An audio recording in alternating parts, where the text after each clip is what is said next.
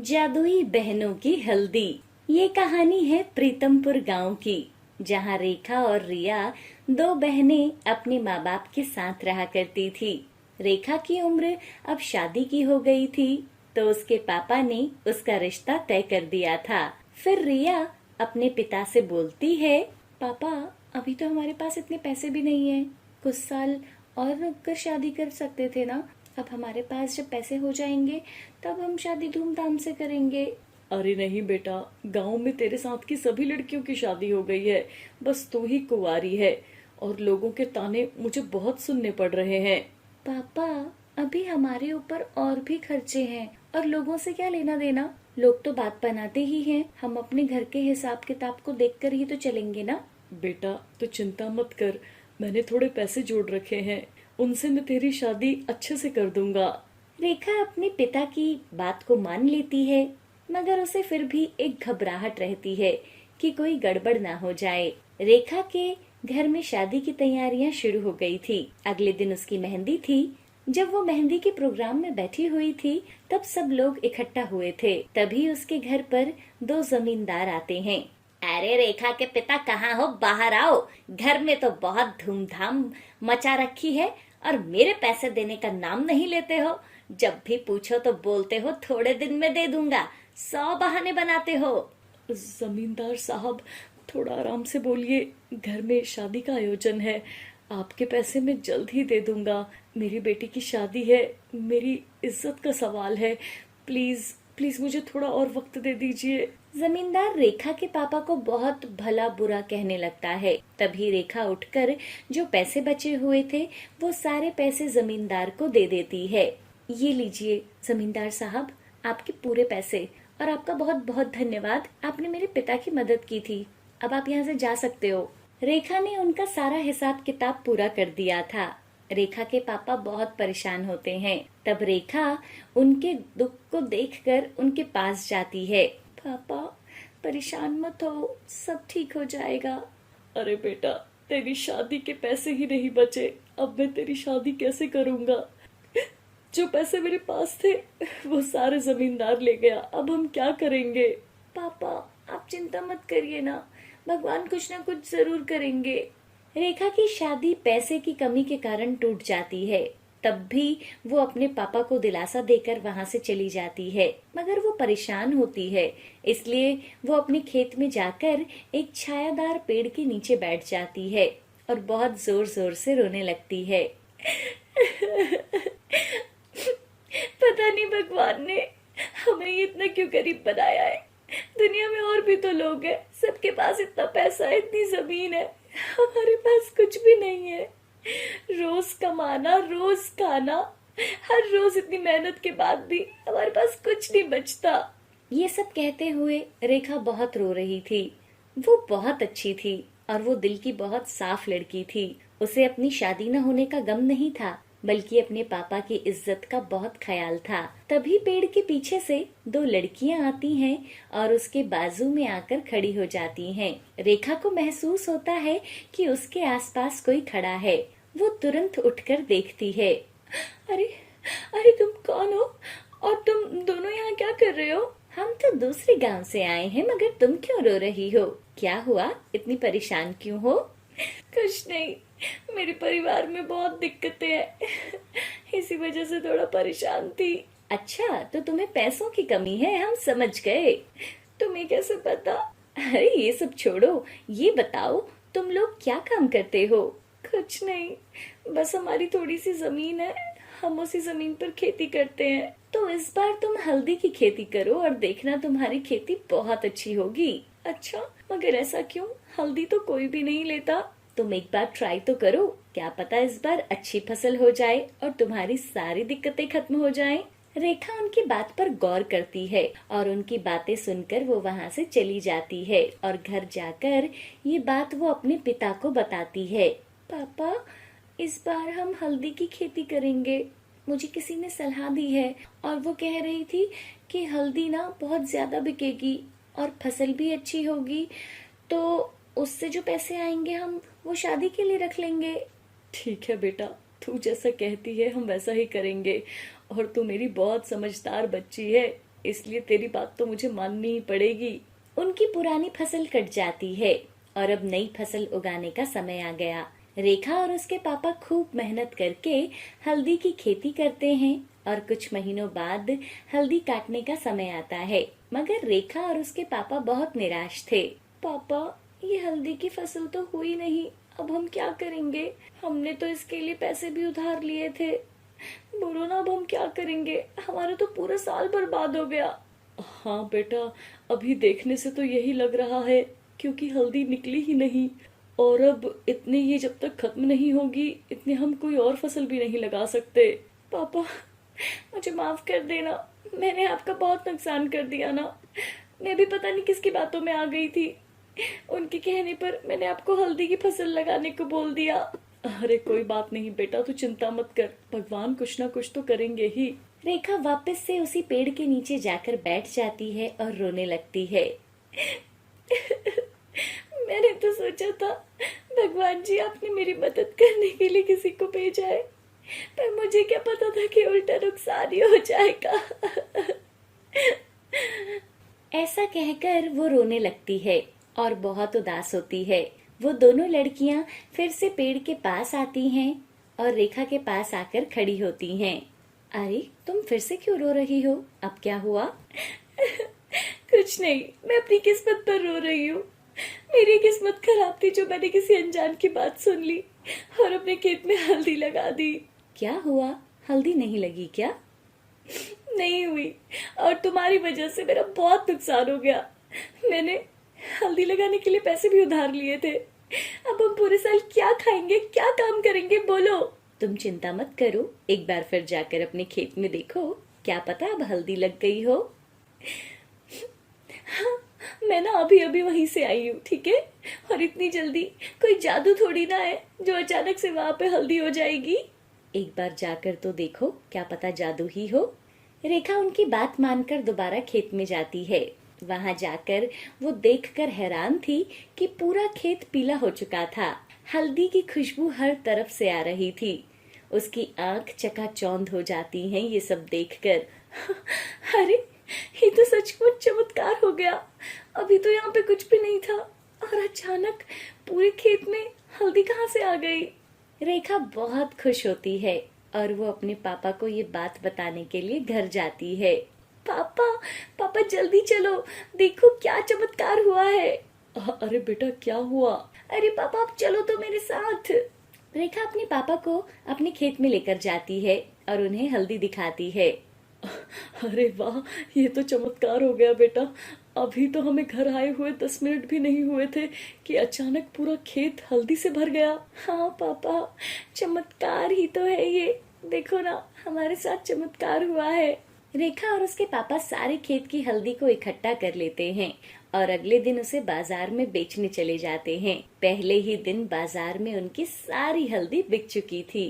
रेखा घर आते हुए अपने पापा से कहती है, पापा, लगता है अब हमारे भी बुरे दिन खत्म होने वाले हैं और अब हम भी ना अच्छी खासी जिंदगी जिएंगे।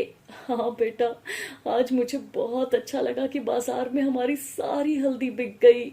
अगले दिन वो अपने खेत में जाते हैं तो हल्दी फिर से इतनी ही सारी वहाँ पे उगी हुई थी। रेखा और उसके पापा फिर से उन्हें इकट्ठा करके बाजार में लेकर जाते हैं और उस दिन भी उनकी सारी हल्दी बिक जाती है।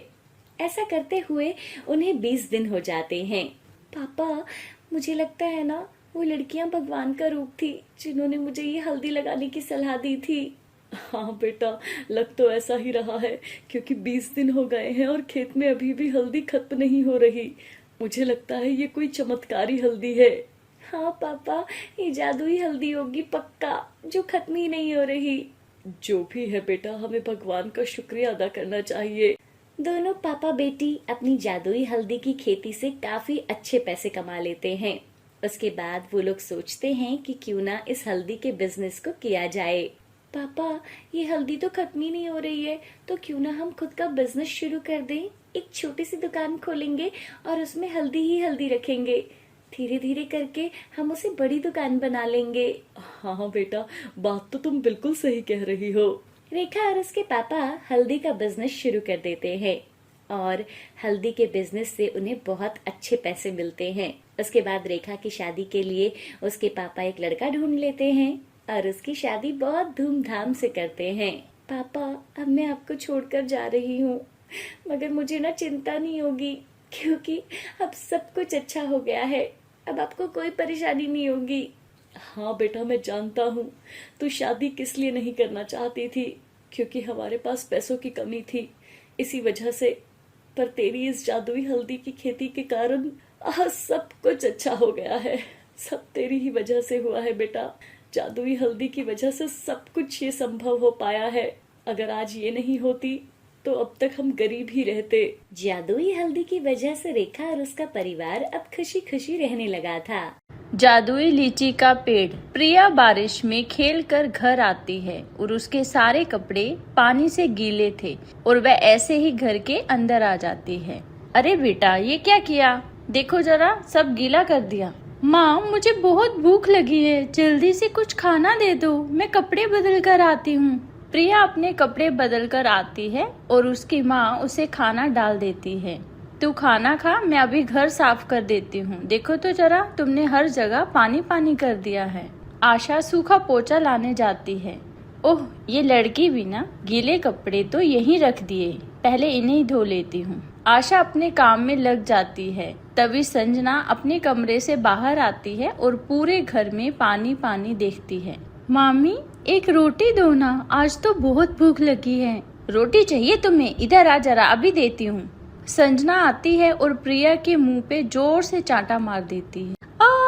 माँ, पूरा घर गंदा करके रखा है, मनहूस कहीं की। तुम दोनों ने तो मेरा जीना हराम करके रखा है। संजना प्रिया के बाल पकड़ उसे घर से निकाल रही थी। चल निकल मेरे घर से।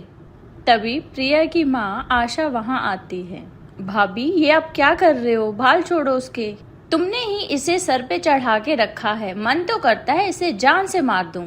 इतने में संजना प्रिया को एक और चांटा मार देती है। भाभी, अपने हाथ रोकिए, कहीं ऐसा न हो कि मैं भूल जाऊं कि आप मेरी भाभी हो। तू मुझसे जवान लड़ा रही है, ये मत भूलो कि तुम मेरे पति की मेहनत की टुकड़ों पे पल रहे हो। 1 मिनट नहीं लगेगा मुझे तुम दोनों को घर से निकालने में। मनहूस कहीं की, अपना घर तो बर्बाद कर दिया, अब मेरा घर बर्बाद करने के पीछे पड़े हो। भाभी, ये आप कैसी बातें कर रही हो? भगवान के लिए आप चुप हो जाओ। क्यों, सच ही तो बोल रही हूँ। तुम दोनों हो ही मनहूस। आज तो मैं तुम दोनों को घर से निकाल के ही रहूंगी। देखती हूँ तुम दोनों कैसे यहाँ रहती हो। संजना प्रिया को बालों से पकड़कर घर से बाहर निकालने लगती है। तभी आशा को संजना की बदतमीजी पर बहुत गुस्सा आता है और वह अपने गुस्से पर कंट्रोल नहीं कर पाती और संजना को एक चांटा लगा देती है। छोड़ो मेरी बेटी को। इतने में संदीप भी वहाँ आ जाता है। ये सब क्या हो रहा है? देखो ना, दीदी ने मुझ पे हाथ उठाया। अब मैं इस घर में एक पल नहीं रुक सकती। मैं अभी ये घर छोड़ के जा रही हूँ। भैया, पहले संजना भाभी ने प्रिया को थप्पड़ मारा। अरे, तो उसने कोई गलती की होगी? मतलब कल को मैं इसे किसी गलती पे मारूंगा तो तुम मुझ पे हाथ उठा दोगी? बच्चे के प्यार में इतना भी अंधा ना हो कि कल को वो तुम्हारी भी इज्जत ना करे। मामा जी, मैं तो बस खाना खा रही थी और मैंने मामी से एक रोटी मांगी और उन्होंने मुझे बहुत मारा। तुम चुप रहो। दीदी, आप भी ना। इधर संजना गुस्से से अंदर चली गई और अपना बैग पैक कर लेती है। संदीप कमरे में आता है। ये सब बैग क्यों पैक कर रही हो? मैं दीदी से बात करूंगा और तुमसे माफी मांगने के लिए कहूंगा। मैं जा रही हूँ। मैं अब इस घर में एक पल नहीं रुक सकती। या तो ये इस घर में रहेगी या फिर मैं। ये सब बातें आशा बाहर खड़ी सुन रही थी। रुको भाभी, मैं ही ये घर छोड़कर चली जाती हूँ। आशा अपना सामान लेती है और प्रिया के साथ घर छोड़ देती है। अब उनके पास रहने के लिए कोई घर नहीं था। अशोक की बीमारी के समय आशा ने अपना घर और जमीन सब बेच दिया था, लेकिन फिर भी वह अशोक को बचा नहीं पाई। अशोक के जाने के बाद आशा का भाई उसे अपने घर ले आया, जो संजना को बिल्कुल पसंद नहीं था और वह हर छोटी बात पे संजना को सुनाती। लेकिन आशा किसी से कुछ भी नहीं बोलती थी, क्योंकि उसके भाई के अलावा उसका और कोई सहारा नहीं था। लेकिन आज वो सहारा भी आशा से छिन गया। आशा प्रिया को लेकर एक छोटे से गांव सहारनपुर पहुंच जाती है, जहां वह एक छोटी सी झोंपड़ी में रहने लगती है। ऐसे ही कुछ दिन बीत जाते हैं। आशा को गांव में ही एक सेठ के यहाँ मेहनत मजदूरी का काम मिल जाता है, जिससे उनके घर का चूल्हा चलने लगता है। एक दिन, सेठ जी, मुझे कुछ पैसे मिल जाते तो अच्छा होता, घर का राशन लाना है। अरे अभी कुछ दिन तो हुए हैं तुम्हें काम पे आते हुए, तुम्हें शायद मालूम नहीं, यहाँ पे 1 महीना काम करने के बाद ही पैसे मिलते हैं। अब आशा के घर में रूखा सूखा खाना ही बनता था और वे दोनों वही खाना खाती और सो जाती। ऐसे ही कुछ महीने बीत गए। एक शाम होते ही आशा बहुत थकी हालत में घर आती है। माँ, आ गई आप, ये लो पानी पी लो। आशा पानी पीती है। अच्छा, तू बैठ, अब मैं तेरे लिए खाना बना देती हूँ, तुम्हें भूख लगी होगी ना। माँ, मैंने चावल बना दिए हैं, रसोई में थोड़े चावल पड़े थे। आशा प्रिया को अपने गले से लगाती है। मुझे माफ कर दे बेटा, मैं तुम्हें वो सब नहीं दे पा रही जिसकी तुम हकदार हो। अगर तुम्हारे पिताजी होते तो ना जाने तुम्हारे लिए क्या क्या करते। माँ, आप तो बोलती हो जो होता है सब भगवान की मर्जी से होता है, तो हमें भगवान की मर्जी में खुश रहना चाहिए। अच्छा मेरी माँ, तू तो बहुत समझदार हो गई है।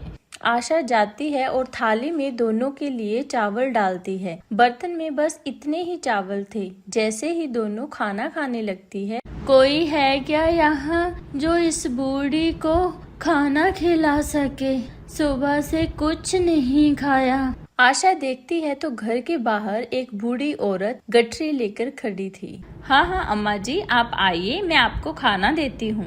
आशा अंदर जाती है और अपनी थाली उठाती है। माँ, ये तो आपका खाना है, आप इसे भी दे दोगी तो आप क्या खाओगी? अरे बेटा, वो अम्मा जी बहुत भूखी लग रही है, वैसे भी मुझे ज्यादा भूख नहीं है, तुम खाओ, मैं अब भी खाना देकर आती हूँ। आशा बाहर जाती है और अपनी चावल की थाली उस बूढ़ी औरत को देती है। माफ करना अम्मा जी, ये रूखे सूखे चावल ही हैं मेरे पास, आप इसे खा लीजिए। बूढ़ी औरत बड़ी खुशी से वो चावल खाती है। वाह बेटा, अब जाकर शांति मिली, भगवान तुम्हारा भला करे। बूढ़ी अम्मा अपनी गठरी खोलती है और उसमें से एक पौधा निकालती है। ये मेरे पास एक लीची का पौधा है, इसे तुम अपने आंगन में लगा लो, भगवान तुम्हारे हर कष्ट दूर करेगा बेटा। ऐसा बोल वो बूढ़ी औरत वहाँ से चली जाती है। माँ, ये अम्मा इतनी रात को कहाँ जाएंगी? तुम सही कह रही हो, ऐसा करो तुम यहीं रुको, मैं अभी उनको बुला कर लाती हूँ। आशा घर के थोड़ा आगे जाकर देखती है, लेकिन वहाँ दूर दूर तक कोई नहीं था। अरे ये अम्मा जी इतनी जल्दी कहाँ चली गई? आशा आसपास सब जगह देखती है, लेकिन वहाँ कोई नहीं था। प्रिया, वो अम्मा जी तो आसपास कहीं नहीं है, शायद किसी ने उन्हें अपने घर बुला लिया। तुम ऐसा करो, एक बर्तन में पानी ले आओ, मैं जल्दी से इस पौधे को आंगन में लगा देती हूँ। सुबह इतने काम होते हैं कि जल्दी जल्दी कुछ याद ही नहीं रहता। आशा उस लीची के पौधे को घर के आंगन में लगा देती है और प्रिया उस पौधे को पानी से सींच देती है। उसके बाद दोनों घर के अंदर सो जाते हैं। अगली सुबह, हे भगवान, ये कैसा चमत्कार है, अभी कल रात को ही तो पौधा लगाया था और एक ही रात में इतना बड़ा कैसे बन गया, और देखो ये तो लीची से भरा हुआ है। आशा प्रिया को जगाती है। प्रिया, प्रिया बेटा, हमारे घर में लाल लाल लीची का जादुई पेड़ उगाया है। माँ, मुझे पता है, आपने रात को ही तो मेरे सामने लगाया था, अभी मुझे सोने दो। अरे बेटा, उस पर लाल लाल लीची लगी है और वो छोटा सा पौधा बड़ा पेड़ बन गया है। क्या? प्रिया जल्दी से उठती है और अपनी माँ के साथ बाहर आती है, तो सामने लीची से भरा हुआ पेड़ था। अरे वाह, कितनी सारी लीची, अब तो मैं हर रोज लीची खाऊंगी। लेकिन माँ, ये कैसे हुआ? तभी उस पेड़ से एक रोशनी निकलती है। मैं एक जादुई लीची का पेड़ हूँ। बूढ़ी परी माँ चाहती थी कि मैं तुम्हारी मदद करूँ और तुम्हारी सारी मुसीबतें दूर कर दूँ। मेरे पेड़ पर कुछ सोने की लीची लगी है, मैं तुम्हें वो सारी लीची देना चाहता हूँ ताकि तुम इन सोने की लीची को बेचकर अपने लिए घर और ज़रूरत की सब चीज़ें ले सको और ज़रूरतमंद लोगों की मदद कर सको। तभी वो पेड़ जोर से हिलता है और पेड़ के नीचे बहुत सारी सोने की लीची गिरती है। तुम ये लीची संभाल कर रखना, अगर कोई लालच में आकर तुमसे ये लीची लेगा तो वह वहीं अंधा हो जाएगा। अभी मैं चलता हूँ, मुझे और भी ज़रूरतमंद लोगों की मदद करनी है। और प्रिया, ये लीची का पेड़ मैं तुम्हारे लिए छोड़ रहा हूँ, जो हर गर्मी में तुम्हें मीठी मीठी लीची देगा। ऐसा बोलते ही वो रोशनी वहां से गायब हो जाती है। आशा और प्रिया सोने की सारी लीचियां उठाती है और घर के अंदर संभाल कर रख लेती है। अब आशा सोने की कुछ लीची बेच देती है, उसके बदले आशा को अच्छे पैसे मिलते हैं, जिससे वे अपनी बेटी प्रिया का दाखिला एक अच्छे स्कूल में करवाती है और अपने लिए एक अच्छा सा घर बनवाती है। आशा गांव के गरीब लोगों की मदद किया करती थी और गांव के बच्चों को अपने आंगन में लगी लीचियां भी खाने देती थी। इधर जहां आशा और प्रिया के अच्छे कर्मों के कारण उनके दिन पूरी तरह बदल गए थे, वहीं संजना और संदीप के साथ भी कुछ ऐसा ही हुआ। संजना के बुरे कर्मों की वजह से उसके पति के साथ एक बहुत बड़ा फ्रॉड हो जाता है और उनका घर उनके हाथ से निकल जाता है। अब संजना और उसके पति को अपना घर छोड़ एक झोंपड़ी में रहना पड़ रहा था।